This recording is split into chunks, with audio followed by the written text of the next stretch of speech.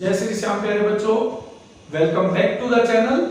आज के क्लास में बेटा हम लोग करेंगे अपना अकाउंटेंसी 12th का एक नया चैप्टर का नाम है retirement of a partner. Retirement of partner का मतलब क्या होता है बेटा? रिटायरमेंट ऑफ पार्टनर का मतलब होता है जब फर्म में से कोई एक पार्टनर रिटायरमेंट ले ले, यानी फर्म को छोड़कर चला जाए, तो उसको कहते हैं बेटा रिटायरमेंट ऑफ अ पार्टनर। तो हम लोग जो अकाउंटिंग ट्रीटमेंट की बात करेंगे, हम लोग क्या कर रहे हैं कि हमारी फर्म में से कोई एक पार्टनर रिटायर होकर चला जाएगा और उसके बाद जो रिमेनिंग पार्टनर हैं they will continue with the firm.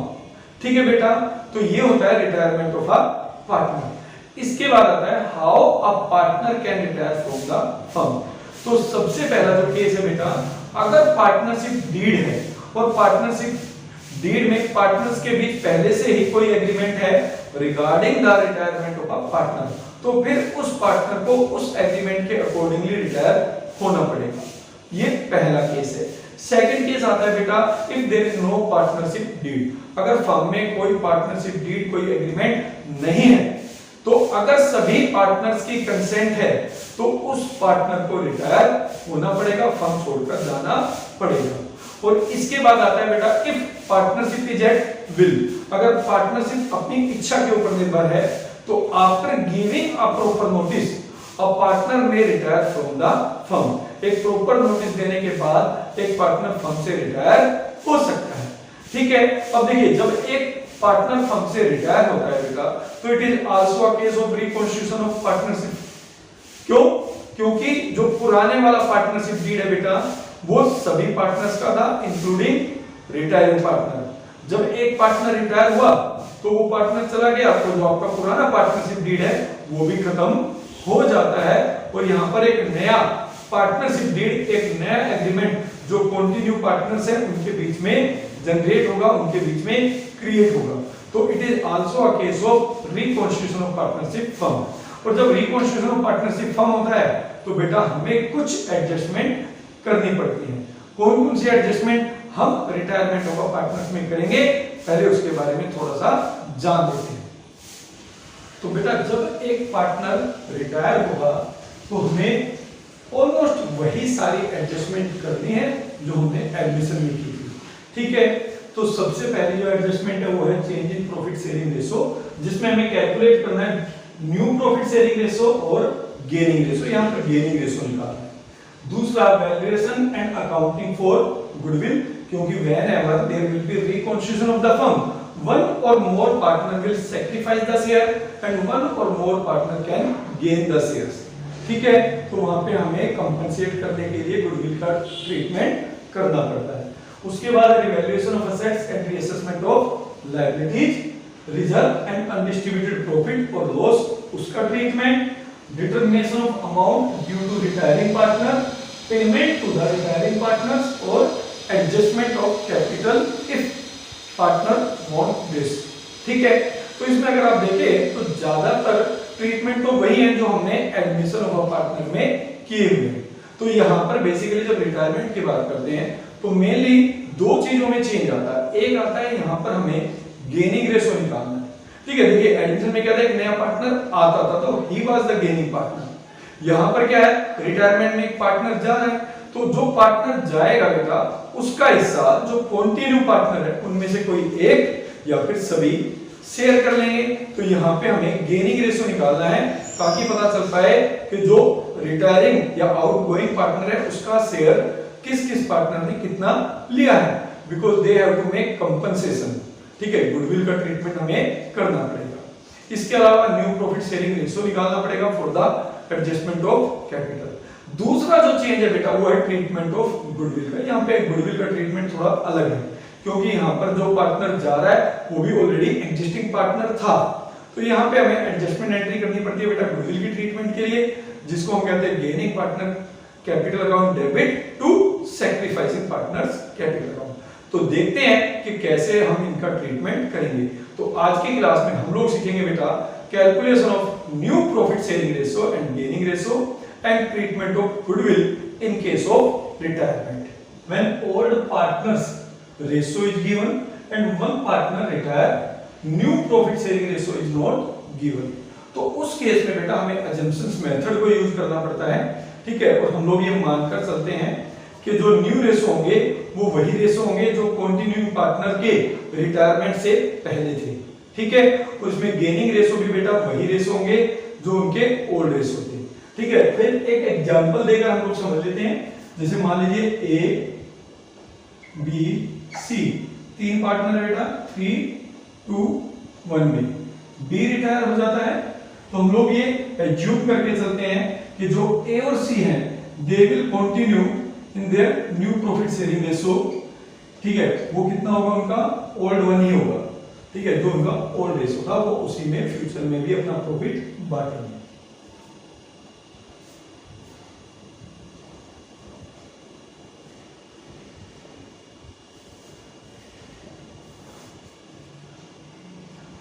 तो बेटा देखिए ये हमारा पहला केस है जिसमें हमने न्यू प्रॉफिट शेयरिंग रेशो और गेनिंग रेशो कैलकुलेट करनी है रिटायरमेंट के केस में।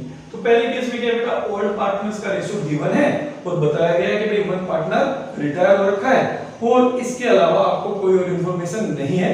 ना तो ये बता रखा है कि न्यू प्रॉफिट शेयरिंग रेशो क्या होगा, या ये भी नहीं बता रखा है कि भाई जो आउटगोइंग पार्टनर है उसका कितना शेयर कंटिन्यूइंग पार्टनर ने किस किस रेशो में डिस्ट्रीब्यूट किया है। तो फॉर एग्जांपल यहां पर 3 पार्टनर हैं ए बी सी जिनका रेशो बेटा 3:1। तो यहां पे बेटा बी रिटायर हो रहा है। अब यहां पर कुछ नहीं लिखा, केवल ये बताया गया है कि B is going to be retire. तो इस केस में हम अजम्पशंस मेथड लगाते हैं।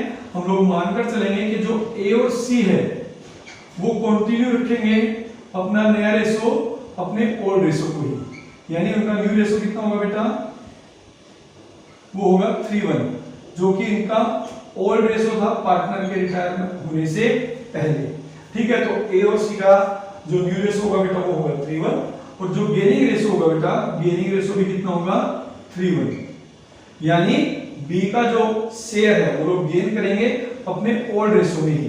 तो इसमें अजम्पशंस मेथड लग जाता है और हम ये मानकर चलते हैं कि जो न्यू रेशो है वो भी उनका जो ओल्ड रेशो था रिटायरमेंट से पहले कंटिन्यूइंग पार्टनर का वही रहेगा और गेनिंग रेशो भी वही रहेगा। अब इसी केस में मान लीजिए एबीसी पार्टनर्स हैं 3:1 में, सी रिटायर हो जाए तो बेटा न्यू रेशो हो जाएगा ए और बी का 3:2 और गेनिंग रेशो भी होगा 3:2, ठीक है। तो बड़ा आसान सा और सबसे ज्यादा आने वाला यही मेथड होता है। तो इसमें आपको कुछ नहीं करना, आपको प्रिज्यूम करके चलना है, एज्यूम करके चलना है कि जो ओल्ड पार्टनर का पुराना रेशो था वही, ठीक है, जो कंटिन्यूइंग पार्टनर का पुराना रेशो था, ओल्ड नहीं कंटिन्यूइंग पार्टनर का पुराना रेशो था वही उनका न्यू रेशो रहेगा और वही उनका गेनिंग रेशो होगा, ठीक है बेटा। तो ये तो था आपका पहला केस। तो बेटा ये हमारा केस सेकंड है, when old partner ratio is given and one partner retire and his share यानी retiring partner share is taken by continue or remaining partner in specific or agreed ratio, ठीक है। तो इसमें क्या होता है, जैसे ए बी सी पार्टनर है बेटा 3:1 में, ठीक है। यहां पर जो हमारा बी है वो रिटायर हो जाता है and his shares was taken by A and C in ratio 3:1, ठीक है। 3:1 की रेशो में A और C ने B का हिस्सा ले लिया। 3:1 का मतलब ये जो 3:1 है ये ऑलरेडी गेनिंग रेशो है, ठीक है। हमें यहाँ पर न्यू रेशो और गेनिंग रेशो निकालना है, तो सबसे पहले कैलकुलेट करेंगे गेनिंग रेशो।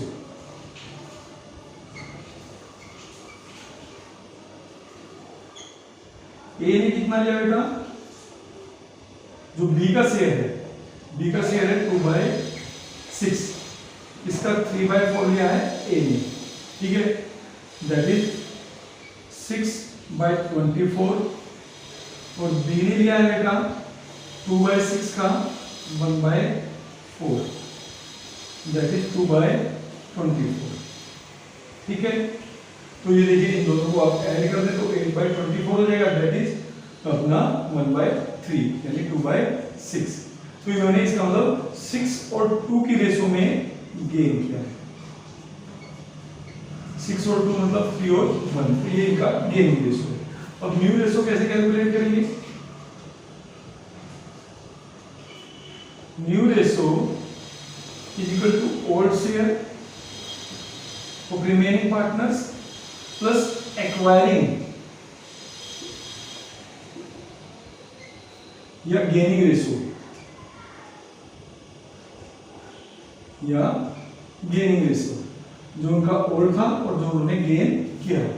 तो ओल्ड शेयर कितना था बेटा? ए का देख लीजिएगा, ए का था 3/6, अब उसने गेन किया है 6/24, राइट। तो इसको 24 कर लेते हैं, तो ये हो जाएगा 12/24 प्लस 6/24, दैट इज 18/24। और बी का जो होगा बेटा वो था 1/6 प्लस में 2/24, फिर हो जाएगा बेटा 4/24 plus 2/24, that is equal to 6/24। ठीक है, इनका जो न्यू रेशो होगा बेटा वो होगा 18/6, दैट इज 3/1। ठीक है, दैट इज 3/1। आई होप आपको ये समझ में आया। ठीक है, कुछ क्वेश्चंस भी हम लोग करेंगे अपनी बुक्स के, बट साथ साथ आपको ये तरीका भी समझना पड़ेगा। अब ये था आपका केस नंबर 2, जिसमें हमने न्यू रेशो भी निकाला और गेनिंग रेशो भी निकाला। अब करके देख लेते हैं बेटा केस नंबर 3। तो देखिए बेटा ये हमारा 3rd केस है, जिसमें आपको ओल्ड रेशो और न्यू रेशो, ओल्ड पार्टनर्स के जो ओल्ड रेशो थे वो, और जो कंटिन्यूइंग पार्टनर है आफ्टर रिटायरमेंट उनके न्यू रेशो दोनों गिवन है। ठीक है, तो इस केस में हमें केवल गेनिंग रेशो निकालना है। तो यहाँ पे मान लीजिए ए बी सी 3:1 में है, ये इनका ओल्ड रेशो था। बी रिटायर और after B retirement their new ratio is 1:1, ये इनका न्यू रेशो है। ठीक है, तो इस केस में हमें क्या करना है बेटा? गेनिंग रेशो निकालना है। तो गेनिंग रेशो का फॉर्मूला होता है new ratio minus old ratio, new ratio minus old ratio. A ने कितना गेन किया होगा? 1/2 है, माइनस 3/6, दैट इज 1/2 माइनस 1/2, यानी इसने कुछ भी गेन नहीं किया है। सी की बात कर लेते हैं, 1/2 है, पहले था 1/6। ठीक है, तो हो जाएगा बेटा 3/6 माइनस 1/6, दैट इज 2/6। इसका मतलब है जो हमारा गेनिंग पार्टनर है केवल वो कौन है? सी है बेटा। सी ने बी का सारा शेयर गेन किया है। ठीक है, तो ये था बेटा कैलकुलेशन ऑफ अपना न्यू रेशो और gaining ratio in case of retirement. अब अपने को करना है बेटा ट्रीटमेंट ऑफ गुडविल। तो एक बार वो भी देख लेते हैं कि ट्रीटमेंट ऑफ गुडविल में हमें कैसे in case of retirement treatment करना है।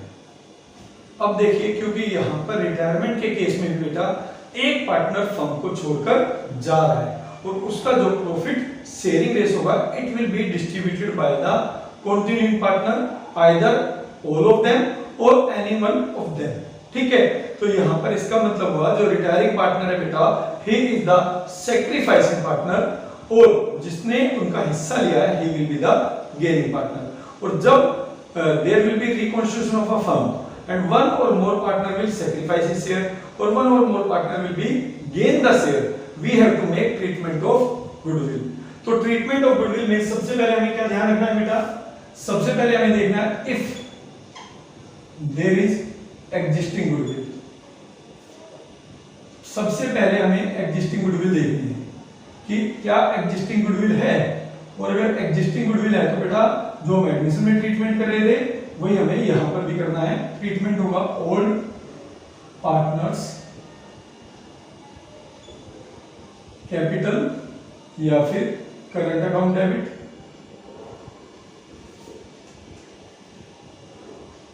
To goodwill account. सबसे पहले हमें अपनी गुडविल को राइट ऑफ करना है ओल्ड पार्टनर्स ओल्ड रेशो में, ओल्ड पार्टनर्स ओल्ड रेशो में। उसके बाद अगर हमें क्वेश्चन में बोला है कि हमें गुडविल वैल्यूड करनी है, तो जिस भी मेथड से बोला गया है, ठीक है, हमने अपना थर्ड चैप्टर में बहुत सारे मेथड पढ़े थे जिसका नाम था वैल्यूएशन ऑफ गुडविल। तो किसी भी मेथड से आपको गुडविल वैल्यूड करने के लिए बोला गया होगा, तो आपको कैलकुलेट करनी है, वैल्यू करनी है गुडविल ऑफ द फर्म। अगर हमें करना है तो दे रखिए क्वेश्चन में कि भाई goodwill of the firm is valued इतना, तब कोई परेशानी नहीं है। इसके बाद हमें क्या करना है बेटा, we have to calculate sacrificing ratio and gaining ratio, ठीक है। और इसके बाद फॉर ट्रीटमेंट ऑफ गुडविल हमें जो एंट्री पास करनी है वो आपको ध्यान रखनी है। यहां पर एडमिशन की तरह नहीं है, हमें गुडविल की एंट्री पास करनी होगी gaining partners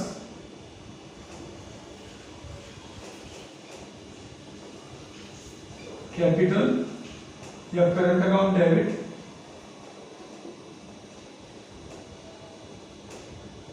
to sacrificing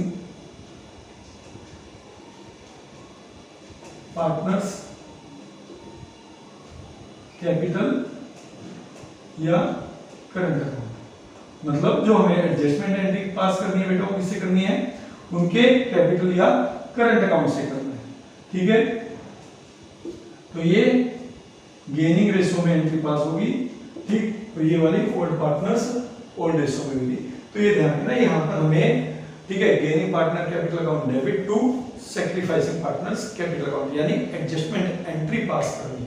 station number 18, यहाँ पर 3 पार्टनर है बेटा, एक है अरमान, एक है अनु और एक है सुशांत, ठीक है, जिनका प्रॉफिट शेयरिंग रेशो दे रखा है क्वेश्चन में 3:1, ठीक है। अब इसके बाद यहां पर सुशांत रिटायर हो गए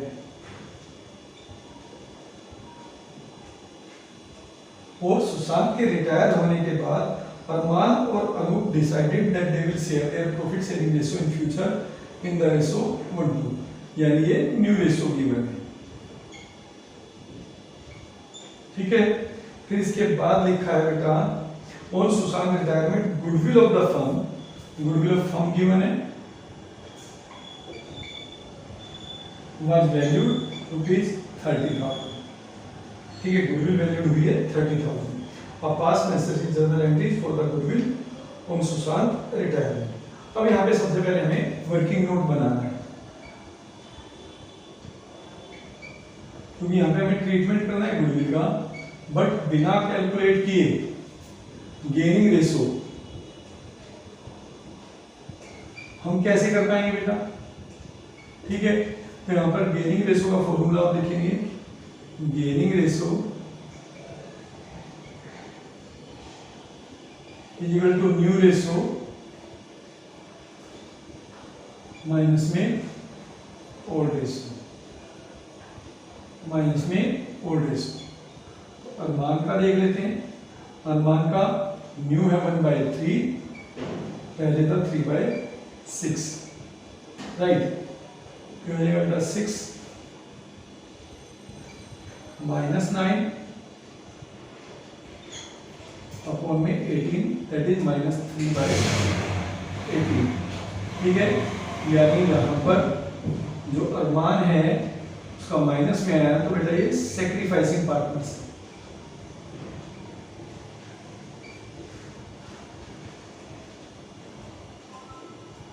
ऐसे ही अनूप की अगर बात करें तो अनूप का जो शेयर है बेटा वो न्यू शेयर है 2/3 और पहले था 2/6, क्या हो गया बेटा अपना 4/6 माइनस 2/6, यानी इसने गेन किया है 2/6 शेयर के लिए।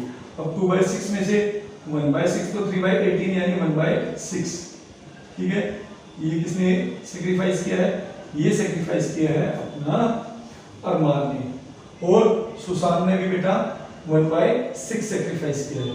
तो यहाँ पर कौन देगा? अनूप देगा। Anoop is the gaining partner. उसने 2/6 शेयर गेन किया है, और हाफ दिया है अपना अरमान ने और हाफ दिया है सुशांत ने। तो यहां पर अनूप कितना गुडविल पे करेगा पहले वो देख लेते हैं। तो अनूप शेयर्स ऑफ गुडविल 30,000 है, इसका 2/6 ठीक है, दैट इज 10,000। इसको पे करना पड़ेगा, जिसमें से हाफ मिलेगा बेटा अरमान को और हाफ मिलेगा सुशांत को। तो यहां पर हम एंट्री करेंगे Anoop capital account debit 10,000 to Arman capital account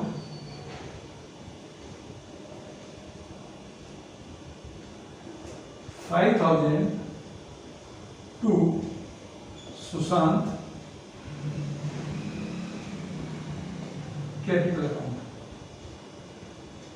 5,000। ठीक है, यहां पर इन एडजस्टमेंट एंट्री पास, राइट।